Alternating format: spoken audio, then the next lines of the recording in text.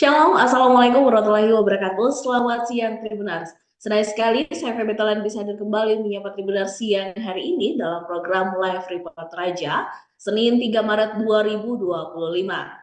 Tribunars, untuk berita pertama kita di siang hari ini, Bupati dan Wakil Bupati Toraja Utara, Frederick Victor Palimbong dan Andrew Brand Silambi, mulai berkantor Senin 3 Maret 2025. Hari pertama kerja diwarnai dengan serah terima jabatan dari pimpinan lama ke pimpinan baru. Selengkapnya kita akan mendengarkan laporan langsung dari reporter Tribun Raja rekan Freddy Samuel. Silakan rekan Freddy.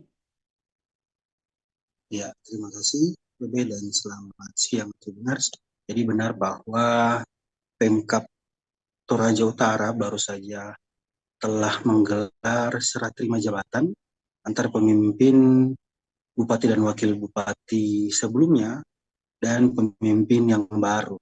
Di mana kegiatan ini digelar di kantor kedinasan bersama di Marante, Kecamatan Tondon, Kabupaten Toraja Utara, Sulawesi Selatan. Di mana kegiatan ini digelar Senin 3 Maret 2025 tadi pagi di lokasi. Setelah kegiatan serah terima jabatan tersebut dilanjutkan dengan pemotongan pita ruangan Bupati dan ruangan Wakil Bupati Toraja Utara. Setelah itu dilanjutkan dengan kegiatan pemotongan tumpeng di kedua ruangan tersebut, baik itu ruangan Bupati Toraja Utara maupun ruangan Wakil Bupati Toraja Utara. Dalam kegiatan tersebut, selain organisasi perangkat daerah atau PD se-Toraja Utara, turut hadir juga Forkopimda lainnya, seperti dari Polres Toraja Utara, Kodim 1414 Tanah Toraja, dan perwakilan Bank BUMN yang ada di Toraja Utara, serta seluruh camat dan kepala-kepala dinas se-Pemkab Toraja Utara.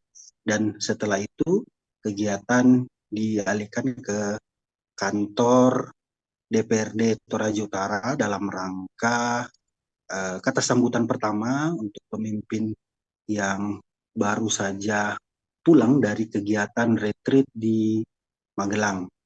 Dan untuk diketahui bahwa Bupati Toraja Utara ini ialah merupakan kader Gerindra, sedangkan Wakil Bupati Toraja Utara, Bapak Andrew Brand Silambi, merupakan kader Partai PDI Perjuangan.